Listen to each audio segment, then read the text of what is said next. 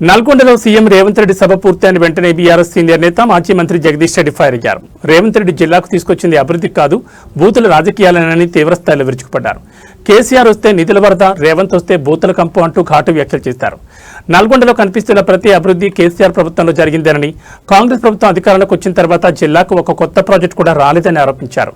నల్గొండ సభలో ఖాళీ కుర్చీల ముందే సీఎం మాట్లాడారని, ప్రజల స్పందన లేకపోవడంతో విమర్శలు చేసి వెళ్లిపోయారని ఎద్దేవా చేశారు. మూసీ కంపు కంటే సీఎం నోటి నుంచి వచ్చే మాటలే ఎక్కువ కంపు కొడుతున్నాయని తీవ్ర వ్యాఖ్యలు చేశారు. ఇక మూసీ ప్రక్షాళనకు అడ్డుపడితే తొక్కేస్తామన్న సీఎం వ్యాఖ్యలపై కూడా మండిపడ్డారు. ప్రజాస్వామ్యంలో బెదిరింపుల రాజకీయాలకు స్థానం లేదని, రేవంత్ భాష ముఖ్యమంత్రి పదవికి తగదని విమర్శించారు.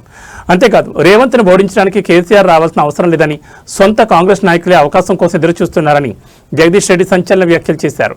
చివరిగా సీఎం రేవంత్ రెడ్డికి నేరుగా సవాల్ విసిరారు. అసెంబ్లీ సమావేశాలు పెట్టు, ఎవరి పాలన ఎంత అభివృద్ధి జరిగిందో ప్రజల ముందే తెచ్చిద్దాం, మాకు సగం సమయం ఇచ్చిన చాలు, నిజాలు బయటపడతాయంటూ ఛాలెంజ్ చేశారు.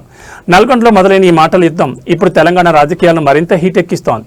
జగదీష్ రెడ్డి విసిరిన సవాల్కు సీఎం రేవంత్ రెడ్డి కౌంటర్ ఇస్తారా, లేక అసెంబ్లీ వేదికగా సమాధానం చెప్తారా అన్నది ఇప్పుడు ఆసక్తికరంగా మారింది.